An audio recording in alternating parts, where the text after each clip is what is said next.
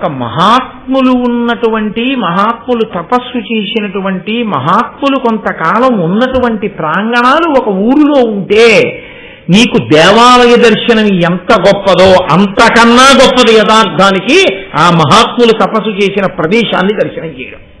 అందుకు కదా మనం కంచి వెడితే పరమాచార్య తపస్సు చేసిన ప్రదేశాలు చూసొచ్చాం. తపోభూమి, ఆ శక్తి, ఆ వ్యక్తి వెళ్ళిపోవచ్చు శరీరం. ఆ తపస్సుకి సంబంధించినటువంటి ప్రకంపనలు, ప్రభావం ఉండిపోతాయి. అలాగా ఒక్కొక్క వ్యక్తి యొక్క తపప్రభావం యుగం మారిపోయినా ఉండిపోతుంది. ఋష్యశృంగుడి తపోప్రభావం త్రేతాయుగం, ద్వాపరయుగం దాటి కలియుగంలో కూడా ఉంది. శంకరాచార్యులు వారు వెళుతున్నప్పుడు కనిపెట్టారు. నేను మీతో తరచు మనవి చేసి చెప్తుంటాను ఆ విషయం. అందుకేగా శృంగగిరి పీఠం వచ్చింది అక్కడ. కాబట్టి ఆ తపోభూములను చూడాలి, అక్కడికి వెళ్ళాలి. అటువంటి మహాత్ములు ఉన్నారు అన్నప్పుడు వాళ్ళ ఆశీర్వచనం పొంది రావాలి. కాబట్టి ఆయన అన్నాడు, మీరు ఇక్కడ ఉండండి. మీరు ఇంతమందితో నేను వెళ్ళకూడదు, ఎందుకంటే అదొక మర్యాద. ఒక్కడిని వెళ్ళాలి, అది వినయం. మీరు ఉండండి, నేను వెళ్ళి కణ్వుడికి నమస్కరించి వస్తాను. కాబట్టి అది కణ్వాశ్రమము అన్న విషయం మాత్రం దుష్యంతుడికి తెలుసు. ఇప్పుడు ఆయన ఆశ్రమంలో కణువుని కోసమని చూస్తున్నాడు. ఆశ్రమ ప్రాంగణం అంటేనండి చెట్లు, పూల మొక్కలు అవి ఎక్కువ ఉండొచ్చు, కానీ కుటీరం ప్రధానంగా ఎవరిది ఉంటుంది? ఆయనది ఉంటుంది. ఎవరైనా కొద్ది మంది శిష్యులు ఉంటారు, అదే కానీ కొన్ని వేల మంది ఉండేటటువంటి ప్రాంగణం ఏం కాదు. లేదు, కొద్ది మంది శిష్యులు ఉంటే ఉండొచ్చు. నిర్మానుష్యంగా ఉంది, ఎవరు లేరు. కాబట్టి కణ్వుడేరి అని వెతుకుతూ ఆయన వెడుతున్నాడు. ఆయనకి అకస్మాత్తుగా ఒక అందమైన ఆడపిల్ల కనపడింది. చాలు, ఆ ఒక్క మాట చాలు. ఇంకంతకన్నా దానికి పెద్ద వర్ణనలు అనేటటువంటి ఆవిడ అందమైనది అని తెలుసుకోవడానికి. అందమైన శకుంతల అని నేను ఆ మాట అంటే చాలు, దానికి పెద్ద అంగాంగ వర్ణనం ఏం చేసి చెప్పక్కర్లేదు. కాబట్టి ఆ శకుంతలని చూశాడు ఆయన. చూసి ఆమె ఎవరో మాత్రం దుష్యంతుడికి తెలియదు. కాబట్టి కణ్వుని ఆశ్రమం అని తెలుసు, కణ్వుని దర్శనానికి వెళుతున్నాడు. అక్కడ అకస్మాత్తుగా ఒక అందమైన ఆడపిల్ల కనపడుతుందని ఆయన అనుకోలేదు. ఇప్పుడు కనపడింది, కానీ ఆయన పరాకు ఆయనది. ఎందుకని? అది మున్యాశ్రమం. అటువంటి చోట ఒక ఆడపిల్ల కనపడింది అంటే తాను రాజ్యమేలే ప్రభు. చాలా ఎంత తక్కువ వీలైతే అంత తక్కువే మాట్లాడాలి, ఎంతవరకు మాట్లాడాలో అంతవరకే మాట్లాడాలి, వెంటనే వెళ్ళిపోవాలి సాధ్యమైనంత తొందరగా. తప్ప ఎక్కువసేపు అక్కడ ఆడపిల్లతో మాట్లాడుతూ కూర్చోవడం రాజుగా రాజ్యాన్ని ఏలే వ్యక్తికి ఉండవలసిన ప్రవర్తన కాదు. కాబట్టి ఆయన అడిగాడు, కణ్వుడు ఉన్నారా? వారి యొక్క దర్శనానికి వచ్చాను. క్రచ్చరవేట వచ్చి ఇట కణ్వ మహాముని చూచిపోవగా వచ్చితి ఎందుబోయిరొకో వారిని విని ఆ లతాంగి వారిచ్చట నుండి ఈ క్షణమ ఏగిరి కానకు పండ్లు తేర నీ వచ్చుటెరింగిరే నిజన వెల్లభ వరును ఒత్తురింతకున్. ఇదే నేను మీతో మనవి చేసింది. శకుంతల 3 రకాలుగా కనపడుతుంది ఈ ప్రత్యేకించి ఆఖ్యానమునందు అని. దుష్యంతుడు మాట్లాడినటువంటి మాట ఎంత తక్కువ మాట్లాడాడో ప్రారంభంలో ఆయన హృదయాన్ని సూచిస్తుంది. ఆయనకి ఇంకక్కడ దుష్యంతుడు ఆయన లేరు, కణ్వుడు లేరు అన్నారనుకోండి, అక్కడ నిలబడగా ఉన్న ఊహ దుష్యంతునికి లేదు. కానీ కించిత్ బలహీనత మనసులో ప్రవేశించింది. ఈవిడెవరో చాలా అందంగా ఉంది, తెలుసుకోవాలని ఒక కుతూహలం మాత్రం పడింది. కానీ తన ధర్మం తనకు అడ్డొచ్చింది. క్రచ్చరవేట వచ్చి ఇట కణ్వ మహాముని చూచిపోవగా వచ్చితి ఎందుబోయురొక వారనినన్. ఇంతే, వేట కోసమని వచ్చాను ఇక్కడికి. చూడండి, ఏదో కాకినాడ వచ్చానండి, బంధువుల ఇంటికి పెళ్లికి వచ్చాను, ఒకసారి మిమ్మల్ని చూసిపోదామని వచ్చాను అంటుంటారు. అలా అంతే అన్నాడు ఆయన. ఇక్కడ వేటకు వచ్చాను, ఎలాగో వచ్చాను కదా అని ఒకసారి కణ్వ మహర్షిని దర్శనం చేసుకుని వెడదామని వచ్చాను. ఎటుబోయురో వారు ఎక్కడా లేరు, ఎక్కడికి వెళ్ళారు? ఇది స్వగతం, అంటే లోపల అనుకుంటున్న మాటని పైకనీసినట్టుగా అన్నాడు తప్ప ఆ పిల్లని అడిగినట్టుగా కూడా లేదు అసలు. ఏమ్మా ఎక్కడున్నారమ్మా, కణ్వ మహర్షి ఆశ్రమమైనా ఏమిటి, ఎక్కడ కనపట్టలేదు, ఎక్కడికి వెళ్ళారమ్మా అని అన్నట్టు కానీ, నేను దుష్యంతుణ్ణి అని చెప్పినట్టు కానీ మీకు ఎక్కడా లేదు అన్నయ్య గారి భారతం. నేను అందుకే మీకు చెప్పింది, చాలా జాగ్రత్తగా చదవకపోతే పట్టుకోవడం కష్టం అవుతుంది ఈ ఆఖ్యానాన్ని. ఎందుపోయురొక వారని వినియా లతాంగి లతాంగి అన్న మాట వేశారు అక్కడ. ఒక తీగ వంటి శరీరము కలిగినటువంటి శకుంతల జవాబు చెప్తోంది. ఇప్పుడు 2 రకాలుగా జవాబు చెప్పచ్చు. లేరు, ఎప్పుడు వస్తారో తెలియదు, అంటే మీరు ఇక్కడ ఉండక్కర్లేదు. ఆవిడ కూడా ఆయన అక్కడ ఉండడాన్ని ఇష్టపట్టలేదు, పరపురుషుడు ఇక్కడ ఎందుకు అన్నట్లుగా ఉందని. 2, ఆయన ఉండేటట్టుగా కూడా మాట్లాడచ్చు. ఎప్పుడు ఈయనెవరో ఆవిడికి తెలిసి ఉంటే, ఒకవేళ ఆవిడికి ఈయన్ని ఇంకొంచెం సేపు అక్కడ ఉంచుదామన్న ఆలోచన ఏమైనా ఉంటే, అరణ్యానికి వేటకొచ్చారా, వేటకొచ్చానన్నాడు కానీ నేను దుష్యంతుణ్ణి దేశమేదే రాజునని చెప్పలేదుగా ఆయన. అయినా ఈవిడికి తెలిసి ఉండి ఉండాలి. ఎందుకని తెలిసి ఉండాలి? ప్రభువు యొక్క గుణములను విని, ఇంత అందగాడు, ఇంకా బ్రహ్మచారి, పెళ్ళవలేదు, ఇటువంటి వాడికి నేను భార్యనైతే బాగున్నా అన్న ఆలోచన ఏర్పడి ఉండొచ్చు శకుంతలకి.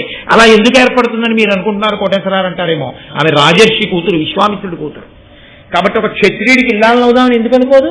అప్పటికి బ్రహ్మర్షి కాడు విశ్వామిత్రుడు, మేనకా సంగమ సమయానికి. కాబట్టి ఆమె దుష్యంతునికి భార్యనవుదాం అనుకుని ఉండట్టు. ఆ కోరిక ఎందుకు పుట్టాలి అంటే పరదేవతానుగ్రహం కావాలి కాబట్టి ఆవిడ భరతుడికి తల్లి అవ్వడానికి, దుష్యంతుడికి భార్య అవ్వడానికి శకుంతల పుట్టింది అసలు. కాబట్టి ఆ ఆలోచన ఎందుకు రాదు? వచ్చి తీరుతుంది. కాబట్టి ఇప్పుడు దుష్యంతుడు వెళ్ళిపోయాడు అనుకోండి, ఇక మళ్ళీ దుష్యంతుడు ఎప్పుడు వస్తాడో తెలియదు. కాబట్టి ఇప్పుడు ఆవిడ నోట్లోంచి వచ్చే మాట ఏదై ఉండాలి, కాసేపు ఆయన నిలబెట్టేదే అయి ఉండాలి. ఆయన నిలబడితే కదా తర్వాత కథ నడవడం.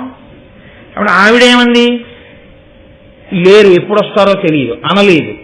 ఆవిడ ఏమందో తెలుసా అండి? ఆ లతాంగి వారిచ్చట నుండి ఈ క్షణమయ్యేగిరి కానకు పండ్లు చేరా మీ వచ్చు పెరింగిరేని జనవల్లభ వరును ఒత్తురింతకున్. జనవల్లభ అంటే మహారాజా అని తెలుసుకుంది. అంటే ఈయన దుష్యంతుడు అని ఎవరికి తెలిసింది? శకుంతలకి తెలిసింది.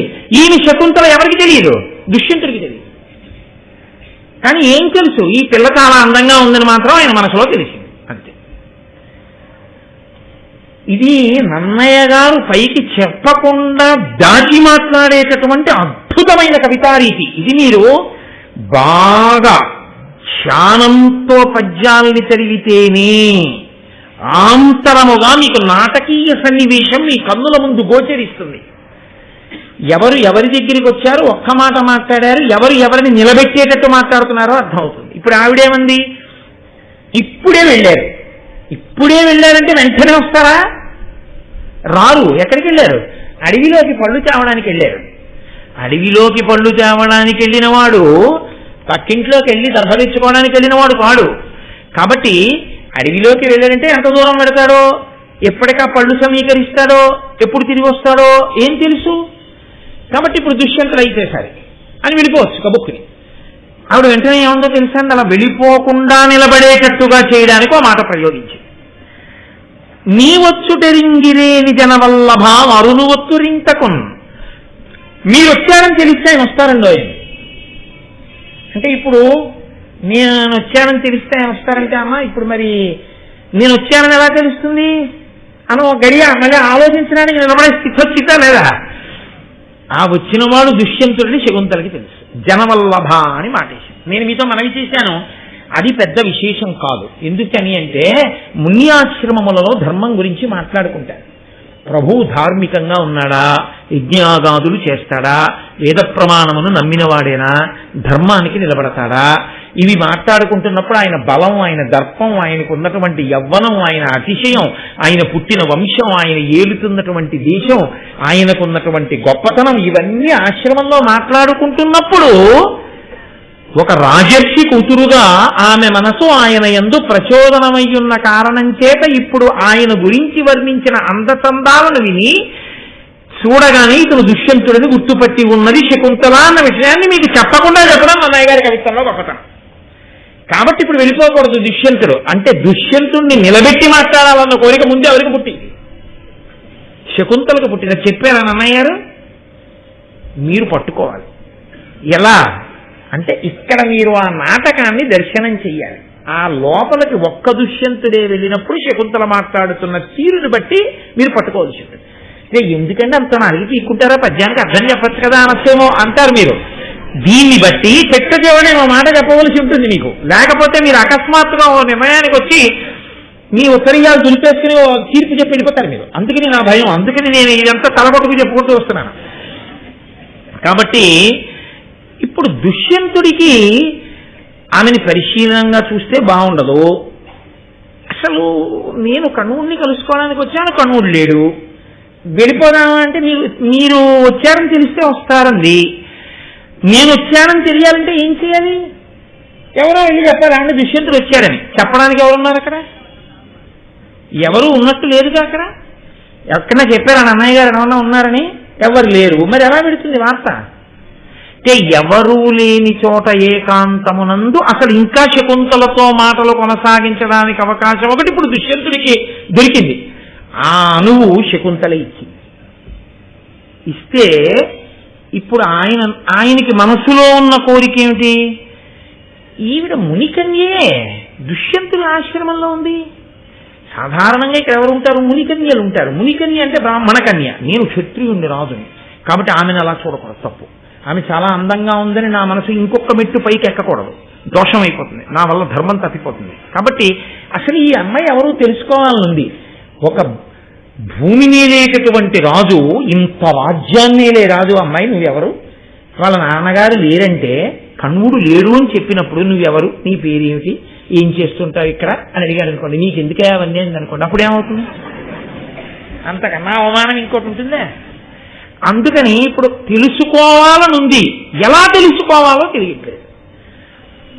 ఇది మునికన్యయేని మరి ఏలకో ఈ లతాంగియంతు నా హృదయము తద్దయం తగిలే ఇప్పలుకింకను నమ్మనేరా నయ్యద విజితేంద్రియుండనగ నిమ్ముని బాయక ఇందునంచు నానిది కలరూపెరుంగా అవనీపతి యుచ్చుకొడయ్య ఆత్మలోన్. ఇది మునికన్యయేని మరి ఏలకో ఈ లతాంగియందు నా హృదయము తద్దయం తగిలే. నాకు చాలా ధర్మం ఉంది, నేను చాలా జాగ్రత్తగా ఉంటాను. ఈమె మునికన్య అయితే నా మనసు ఈమె యందు నిలబడదు. వెళ్ళారంటోంది, నేను కణువుడి కూతురునంటోంది. కణువుడి కూతురు అయితే ఈ అమ్మాయి నాకు నమ్మశక్యంగా లేదు. ఎందుకు నమ్మశక్యంగా లేదు? అయ్యదా విజితేంద్రియుండనగ ఇమ్ముని బాయక విండు అంచు దానిది కలరూపెరుంగ అవనీపతి యుచ్చుకొడయ్య ఆత్మలోన్. విజితేంద్రియుడు, ఊర్ధ్వరేతస్కుడు, నిత్య బ్రహ్మచర్య తపోనిష్టా గరిష్ఠుడు, సన్యాసాశ్రమమునందున్నవాడు, అసలు అలా సంసారమునందు ఆయనకి స్పర్శ లేనివాడు అని నేను కణువుడి గురించి విన్నాను. ఆయన అటువంటి వాడే అని ఆశ్రమం కూడా చెప్తోంది. మరి కూతురు ఎలా ఉంది? మా నాన్నగారు అంటుంది ఏమిటి? సరే, ఎలాగో చిన్న అవకాశం ఒకటి ఇచ్చింది కదా, మీరు వచ్చారంటే ఆయన వస్తారందిగా. ఈ లోపల మీరు వచ్చారంటే ఆయన వస్తారంటే ఆయన వచ్చేదాకా నేను ఏదో మాట్లాడుతూ ఉండొచ్చు, ఎలా తెలుస్తుందన్నమాట పక్కన పెట్టి ఇంకో 2 ప్రశ్నలు వేస్తే వచ్చి నష్టం ఏమిటి? ఒక్కడుగు ముందు చేయగలిగాడు. ఆయన అన్నాడు, ఉత్తమాశ్రమ శిష్టితుడు ఊర్ధ్వరేతుడైన కణ్వ మహాముని అనఘచరితుండు అట్టి మునికి ఎట్లు కూతురు అయితివి దీనిని నాకు ఎరుంగక చెప్పుము నలిన నేత్ర. ఊర్ధ్వరేతస్కుడు, నిత్య బ్రహ్మచారి అయినటువంటి మహానుభావుడు కణ్వుడు. ఆయనకి నువ్వు కూతురు ఎలా అయ్యావు? నాకు తెలిసి కూతుళ్ళుండే అవకాశం లేదు, ఆయనకి బిడ్డలు లేరు, నువ్వు ఎలా కూతురు అయ్యావు అని అడిగాడు. సరే, అప్పుడు ఆవిడ తన గురించి తాను, తన పేరు తాను చెప్పకుండా ఇక్కడ నన్నయ్య గారు ఒక గొప్ప గమ్మత్తు చేశారు. ఈ ప్రశ్న ఇంతకు ముందు ఇంకొక ముని కూడా అడిగాడు. ఇక్కడికి వచ్చి ఎవరో మునులు అలా వెళ్ళిపోతూ ఆశ్రమానికి వస్తారు కదండి, వచ్చి నాన్నగారండి నాన్నగారండి నేను పిలుస్తుంటే అదేమిటి కణ్వ మహర్షి మీకు సంతానమా, మీకు కూతురుందా అని అడిగాడు. అడిగితే మా నాన్నగారు కణ్వ మహర్షి ఆ మునికి నా జనన కథ చెప్తుంటే నేను విన్నాను. అది మా నాన్నగారు ఏ మాటలలో చెప్పారో ఆ మాటలలో నేను మీకు చెప్తాను వినమని విశ్వామిత్రుడు మహానుభావుడు రాజర్షి అయి బ్రహ్మర్షిత్వాన్ని పొందడం కోసం తపస్సు చేస్తుండగా దేవేంద్రుడు మేనకని ఆయన యొక్క తపస్సుని భంగపరచడానికి వెళ్ళమని కోరాడు. ఆవిడంది ఆయన పేరు చెప్తే ధరణీ చక్రమే గడగడలాడిపోతుంది, కులపర్వతాలు ఉడికిపోతాయి, సముద్రం ఇసుకతోనే పడేటట్టు ఇంకిపోతుంది ఆయన కోపానికి. ఆయన ముందుకెళ్ళి నేను నిలబడనా అవలనంది. నీకేం పర్వాలేదు, ఆ భయం వెళ్ళమన్నాడు. సరే, మేనక వచ్చింది, నిలబడింది. అది వసంత ఋతువు. ఆయన ఆవిడ ఎందు అనురక్తుడయ్యాడు విశ్వామిత్రుడు. అంతవరకు చాలు, ఫలితం ఏదో చెప్పుకుంటే చాలు, మిగిలిన వర్ణనల గురించి పెద్ద విశేషం ఏముండదు. కాబట్టి అది సాహిత్య దృష్టితో చూడవలసినటువంటి విషయాలంతే. కాబట్టి ఆయన అనురక్తుడయ్యాడు ఆమె యందు. ఇద్దరు చాలా కాలం సంతోషంగా అక్కడ కాలం గడిపారు. కాలం గడిపినటువంటి కారణం చేత మేనకకి కుమార్తె పుట్టింది. మేనక విశ్వామిత్రులకు పుట్టింది. ఇప్పుడు ఆ పిల్లని విడిచిపెట్టి మాలిని అనబడేటటువంటి నదీ తీరంలో ఆ పిల్లని పడుకోబెట్టేసి మేనక వెళ్ళిపోయింది. ఎవరి ధర్మం వాళ్ళది, వాళ్ళ అప్సరసలు, వాళ్ళకి భవబంధాలు ఏమి ఉండవు. ఆవిడ వెళ్ళిపోయింది. విశ్వామిత్రుడు తపస్సు చేసుకోవడానికి ఆయన వెళ్ళిపోతున్నాడు. నిర్దయగా చంటి పిల్లని ఎలా విడిచిపెట్టి పెడతాడు? తన తపస్సు యొక్క ప్రభావమును ఆ పిల్లకి కాపుగా ఉంచి వెళ్ళిపోయాడు. అలా ఉంచి వెళ్ళిన కారణం చేత ఏమైందంటే ఆ ప్రభావము అక్కడ ఉండేటటువంటి పక్షుల యందు ప్రవేశించింది. ఇప్పుడు ఆ పక్షులకి ఈ పిల్ల యందు మాతృప్రేమ ఏర్పడింది. ఆ పిల్లని కాపాడాలి అని. ఆ పిల్ల ఆకుల దొప్పలలో పడుకునుంది నదీ తీరంలో. చెలగిలేవనీర్చు చిరుతక దాని వ్యాధ ఘోర మృగములు అశన బుద్ధి పట్టకుండా చెట్టుపల కప్పి రక్షించుకొని శకుంత తతులు కుడియుండే. అక్కడ వ్యాధ ఘోర మృగములు అశన బుద్ధి పట్టకుండా, ఘోరమైన మృగాలు వస్తాయి అరణ్యంలో, రాక్షసులు తిరుగుతూ ఉంటారు. ఇవి కాకుండా నిషాదులైనటువంటి వాళ్ళు తిరుగుతూ ఉంటారు. ఎవరైనా పిల్లకి హాని చేయకుండా, క్రూర మృగములు తినేయకుండా ఎవరైనా పెడుతున్నారు అనేటప్పటికీ ఈ పక్షులన్నీ వచ్చి తమ యొక్క రెక్కలను ఆ పిల్ల మీద కప్పేసి అక్కడ పిల్లుంది అని తెలియకుండా కాపాడుతుండేవి. అలా పిల్లని కాపాడుతుండడంలో ఆ పిల్ల ఎవరైనా వస్తే చాలు రెక్కలు కప్పేది. వాటి పిల్లలకి ఎలా తెచ్చి ఆహారం పెడతాయో అలా ఆహారం తెచ్చి నోట్లో పెడుతుండే. ఈ పిల్ల అలా పెరిగి పెద్దదవుతోంది.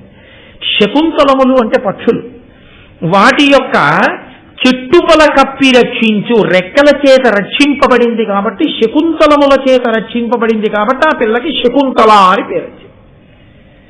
పుట్టి తల్లిదండ్రుల చేత రక్షింపబడింది కాదు, పక్షుల రెక్కల చేత రక్షింపబడింది కాబట్టి శకుంతల. ఇప్పుడు ఒకనాడు కణ్వ మహర్షి అలా వెడుతున్నాడు. కణ్వ మహర్షి అంటే సమస్త భూతములకు తెలుసు ఆయన గొప్పతనం ఏమిటో, కాబట్టి కదా అంత ప్రశాంతంగా ఉన్నాయి. ఈయన వస్తున్నప్పుడు మనం కప్పి దాచడం ఎందుకు, అపకారం చేసేవాడు కాదు కాబట్టి పక్షులు రెక్కలు ఆచ్ఛాదించలేదు. ఇప్పుడు కణ్వ మహర్షి ఆ పిల్లని చూశారు. ఆయన కరుణామయుడు, అపారమైన భూతదయ కలిగిన వాడు, అంతటా బ్రహ్మమును చూసేవాడు. అయ్యో ఆడపిల్ల పసిగుడ్డు ఇక్కడ ఉండిపోయింది.